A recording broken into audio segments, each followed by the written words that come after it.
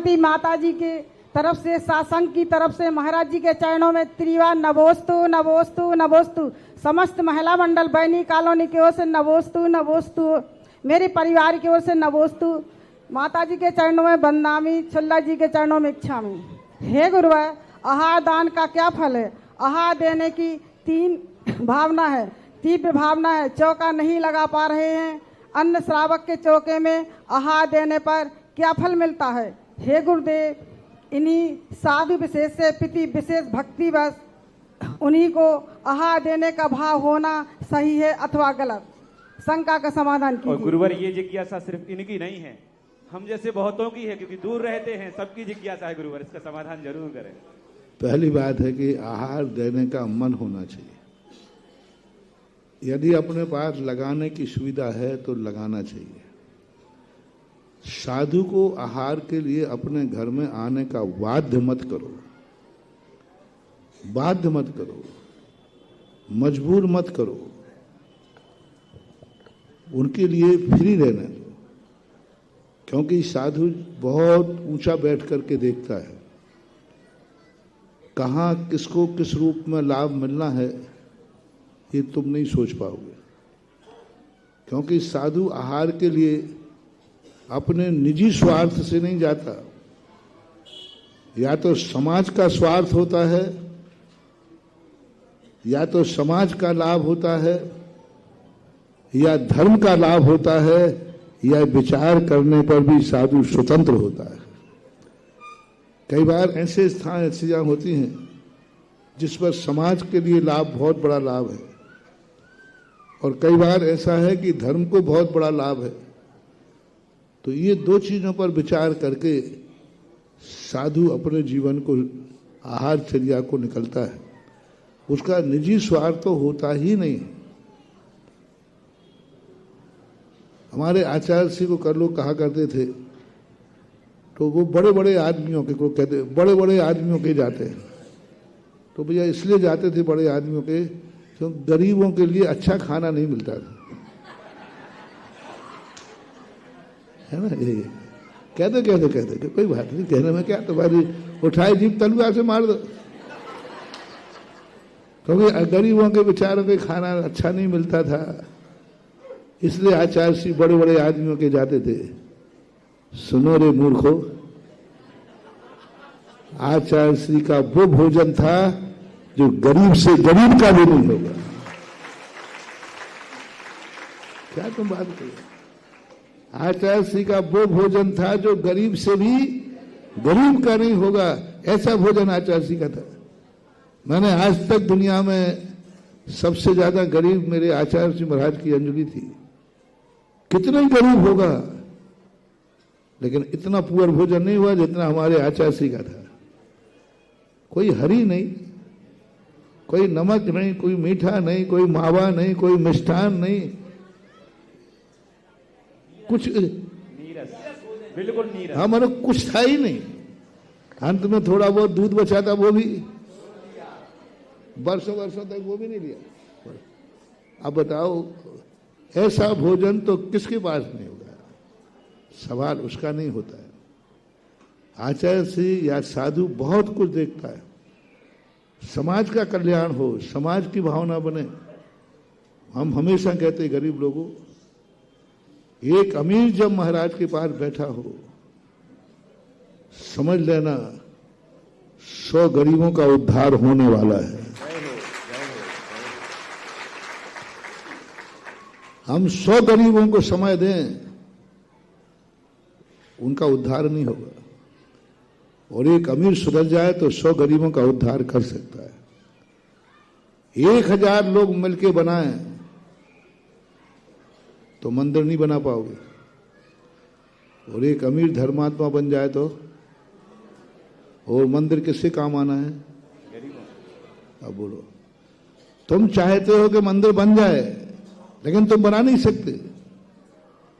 और साधु ने एक गरीब अमीर की तरफ देख लिया, भक्त बन गया और उसने मंदिर बना दिया, तो वो लोग गरीबों को कितना फायदा हुआ।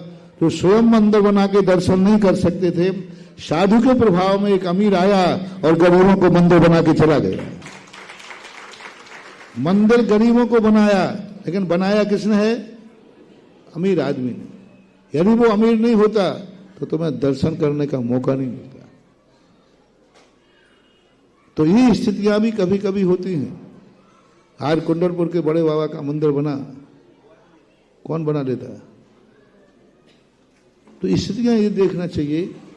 और महावीर स्वामी ने कहा कि प्रजा को सुधारने की अपेक्षा राजा को सुधार दो, वो अपने आप प्रजा को सुधार लेगा। प्रजा को यदि हमने सुधार दिया और राजा नहीं सुधरा तो प्रजा कुछ नहीं कर पाएगी। राजा उठा के सबको बंदी बना देगी। क्या कर लोगे? कुछ नहीं कर सकते। सारी प्रजा सुधर जाए और राजा नहीं सुधरा है, कुछ काम में नहीं आएगा। और सारी प्रजा बिगड़ जाए और राजा सुधर जाए तो डंडे के बल पर सुधार देगा, क्योंकि राजा अच्छा है। तो इस प्रकार की। दूसरी बात, जब आहार नहीं दे सकते हैं तो फिर हमें अनुमोदना करना चाहिए। हमारे लिए शायद हमारे शास्त्रों में आहार देने वाला और आहार की अनुमोदना करने वाला दोनों बराबर एक पुण्य के भागीदार होते हैं। एक बराबर पुण्य है। जिसने नहीं दे पाया, दिया नहीं है, दे नहीं पाया, अंतर समझना। नहीं देना ये पाप है, ये मिथ्यात है। दे नहीं पाना ये धर्म है और धर्मात्मा है। देने का भाव नहीं हो रहा है लेकिन दे नहीं पा रहा। देने का भाव ही नहीं है, वो एक व्यक्ति है, वो तो मिथ्या दृष्टि है। देने का भाव है लेकिन दे नहीं पा रहा है, परिस्थितियां ऐसी। चौका लगाने का भाव है लेकिन लगा नहीं पा रहा है, कोई बात नहीं। लगाया है, महाराज के हार नहीं हो पा रहे, कोई बात नहीं। पुण्य तुम्हारे खाते में जा रहा, बराबर जा रहा है।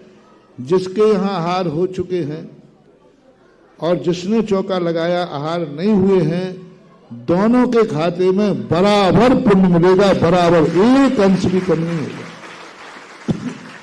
एक पाई भी कम नहीं होगा।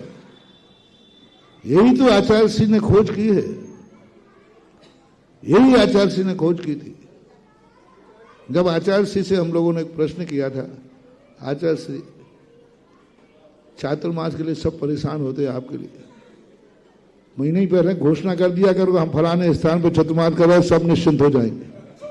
अच्छा, अब सब फ्री हो जाएंगे। अब महाराज ने घोषणा कर दी तो अब चतुर्मास तो वहीं होना है। उन्होंने कहा तुम्हारी बात महाराज जी, लोग सब परेशान होते बेचारे, ये आ रहा है, वो आ रहा है, सब आ रहा है। क्या पूज्य गुरुदेव ने कहा, मैं घोषणा तो कर दूंगा। घोषणा करते ही चतुर्मास का उस नगर को लाभ मिलेगा जिस नगर में मैंने चतुर्मास, लेकिन घोषणा नहीं करने पर जितने लोगों ने चतुर्मास का प्रयास किया है उतने नगरों को चतुर्मास का लाभ मिलेगा, ये बोलेंगे। चमत्कार देखना आतिश है। एक चतुर्मास करने पर एक स्थान पर एक गांव को लाभ मिलेगा और चतुर्मास एक स्थान पर होगा और जितने लोगों ने प्रयास किए हैं पूरे चतुर्मास कराने का लाभ एक कौड़ी भी कम नहीं मिलेगा। पूरे चतुर्मास कराने का लाभ उन 10 गांवों को मिलेगा। बोलो सही क्या है, एक को कि 10 को? 10 गांव। हाँ, तो आचार्य जी का बोलो अब अगली बार से घोषणा करो। हम कहे नहीं, अब घोषणा बिल्कुल नहीं करना, ये तो चमत्कार हो गया। चतुर्मास एक स्थान पर हुआ और लाभ, ये बोलते हैं अनुमोदना। इसी प्रकार चौका, साधु कितने चौकों में आहार करता है? एक में। तो एक एक लगाया करो। हम लोग 5-6 लोग हैं। हाँ, राजस्थान में परंपरा थी। कितने साधु हैं? पहली बात तो ये परंपरा थी कि सबका एक सामलाटी चौका बनता था, सामूहिक पंचायत का। सब महाराज वहीं हार करते थे जब मैंने प्रवेश किया था शुरू। फिर अंत में हुआ कि नहीं, जितने साधु हैं उतने गिन के लगते हैं वहां, उन्हें वेस्टेज नहीं। तब उनको समझाया और पूज्य गुरुदेव ने बात बताई कि मैं तो एक चौके में आहार करूंगा, लेकिन उस दिन जिनके खाते खुलेंगे 100 लोगों की किस्मत के वही खाते में आहार का पुण्य लिखा मिलेगा बराबर। एक चौके में आहार होता है, एक ही चौका लगा है, तो पुण्य का लाभ कितनों को मिला? एक को। और 100 चौके लगे हैं और साधु एक चौके में गया, 100 चौकों वालों कुछ भी नहीं मिला, मात पड़खाने वाला नमोस्तु नमोस्तु बस इतना मात्र मिला है। इतने मात्र से एक दिन साधु एक चौके में आहार करता है, लेकिन बराबर पुण्य 100 खातों में लिखा मिलता है। यह है अनियत आहार का चमत्कार। नियत आहार में चमत्कार नहीं है, अनियत आहार का चमत्कार है। एक चौके में आहार और 100 चौकों को लाभ। उन 100 चौकों में एक कौड़ी मात्र भी कम नहीं होगा। पुण्य की बात बता रहा हूं। जिसने आहार हुआ है, जिसके नहीं हुआ है, दोनों का बराबर उस दिन का पुण्य एक बराबर मिलेगा। जिसके हुआ है उसको 10% ज्यादा नहीं, जिसके नहीं हुआ उसको 10% कम, दोनों को बराबर मिलेगा। क्योंकि शास्त्रों में कृत कार्यत अनुमोदना का बराबर नंबर दिए गए। जय हो जय हो जय हो। बराबर नंबर दिए गए। तीसरा वो व्यक्ति है जो चौका नहीं लगा पा रहा है, लेकिन लगाने के भाव है, उसके खाते में भी बराबर नंबर मिलेगा। अब देखिए, अब 3 चौकों में, क्योंकि मैंने बहुत खोजा कृत कार्यत अनुमोदना में किसमें पुण्य ज्यादा है, किसमें अनुभाग शक्ति ज्यादा है, किसमें, तो हमें पूरे शास्त्रों में खोजने पड़ा। कृत कार्यत अनुमोदना में तीनों में बराबर है। चौका लगा रहा है वो अलग हो गया, चौका नहीं लगा पा रहा है किसी परिस्थिति, लेकिन लगाने का भाव, तो भी उसके खाते में, जिसके यहाँ चौके में हार हुआ, उसने जितना पुण्य कमाया उसके खाते में भी उतना ही जाएगा, क्योंकि वो अनुमोदना कर रहा है। और भी बताओ चमत्कार। आहार दे रहा है और एक आहार देख रहा है, दोनों के खाते में बराबर पुण्य। आगम का प्रमाण पूज्यवत जिनसेन स्वामी महापुराण। रामचंद्र जी वगैरह आहार दे रहे थे और पेड़ पर बैठे गिलहरी, बंदर, नौला जैसे 4 जानवर थे, वो देख रहे थे और उनके देखने मात्र से उत्तम भोग भूमि का बंद किया। मात्र देखा था पेड़ पे पड़े पड़े। और एक हमारे शास्त्रों में आता है जटायु पक्षी का। देखना, तुमने महाराज का गंधोदक लगाया, तुम्हारे घर में पड़गान हुआ तो पाद प्रक्षालन करते ना, तुमने गंधोदक लगाया और महाराज आहार लेते समय जो अंजलि का पानी था वो नीचे बह गया।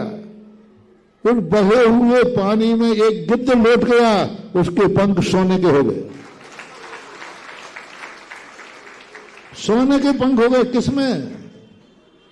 अंजलि से गिरा पानी बह गया ना, उसने कहा यही गंधोदक है, क्योंकि वो और तो कुछ कर नहीं पाया, उसमें लौट गया, उसके पंख सोने के हो गए। तब उन महाराज ने सीता जी से कहा था, इस पक्षी का अच्छे से पालन करना। और वही गिद्ध था, जब रावण ने सीता का अपहरण किया तो उस गिद्ध ने रावण से युद्ध किया, रावण से युद्ध किया और रावण को बचाने का बहुत प्रयास किया, चोंचे मारे, लेकिन अंत में रावण ने उसको तलवार से मार दिया। तो अब देख लीजिए कितना बड़ा पुण्य है देखने मात्र से। पहले मुझे बहुत गुस्सा आता देखने से, मैंने कहा ये लोग सब प्राण लेने आते हैं, क्या करते हैं, देखने आते क्यों है? अच्छा पहले की बात है भाई, गड़बड़ मत करना, देखो बुद्धि होती है। तो मैं सोचता था ये लोग इसलिए जाते कि महाराज गड़बड़ तो नहीं खाते, क्या खाते देख। और मेरा सिद्धांत था नहीं, साधु को शांति से भोजन करने दो, वहां भीड़ भाड़ मत करो, देखने के क्या जाना देखने। लेकिन जब बाद में शास्त्रों में पढ़ा, अरे आहार देना और आहार देखना दोनों बराबर पुण्य के भागीदार हैं। लेकिन ये भी ध्यान रखना, ऐसा नहीं है तुम सबको छू करके देखने पहुंच जाओ। अब तो महाराज ने छूट दे दी, चाहे छुए चाहे छुए, नहीं, शक्यानुष्ठान कभी नहीं भूलना चाहिए। यदि तो ये भी और सुन लीजिए, आपको आहार देखने गए और आपने शुद्ध कपड़े वालों को छू लिया, तो आपको देखने का जितना पुण्य लगेगा उससे कई गुना पाप आपको छूने का लगेगा। अब यदि आप देखने गए हैं और 16 के लोग हैं, दरवाजा छोटा है, कमरा छोटा है, तो आपको देखने की जरूरत नहीं है। नीचे सड़क पे खड़े खड़े आंख बंद कर करके साधु के हाथ देख लेना, कर देना, वहां तक आप चले गए, बहुत बड़ी छूट दे रहा हूं। कमरे छोटे होते हैं, नहीं जा सकते क्योंकि शोले वाले जा रहे हैं, अब देखने वालों को तो दिख ही नहीं सकती। आपको वहां जाने की, जो देखने की जरूरत नहीं है, छूने की जरूरत नहीं है। जिस दरवाजे पे हार हो रहे हैं, सड़क पे खड़े खड़े आंख बंद कर लीजिए, हमारे महाराज के हाथ ठीक हो जाए तो देने वाला, देखने वाला और नीचे खड़े होने वाले को, तीनों को बराबर पुण्य का भागीदार है। अब महाराज के हाथ देखने नहीं मिले उसको, क्योंकि स्थान ही ऐसा था और हो ही रहा, रोज को हो रहा है। तो वहां सड़क पे खड़ा हुआ हाथ जोड़ करके आंख बंद कर लेना महानुभाव, उसमें भी पुण्य का बंद हो जाता है उतने मात्र से। अरे वहां तो छोड़ो, तुम घर में बैठे हो, जा नहीं सकते, इतना नियम लिया जब तक महाराज का आहार नहीं होगा मैं आहार नहीं करूंगा। तो आप देखने भी नहीं गए, घर से बाहर भी नहीं गए, मात्र इतना संकल्प है, उतने मात्र से आहार देने वाला और उस नियम लेने वाले को बराबर पुण्य का बंध है। तो कमाना चाहो तो पुण्य के लिए बहुत रास्ते हैं, कृत ही नहीं कारत भी है, अनुमोदना भी है, ये तीनों व्यवस्था है।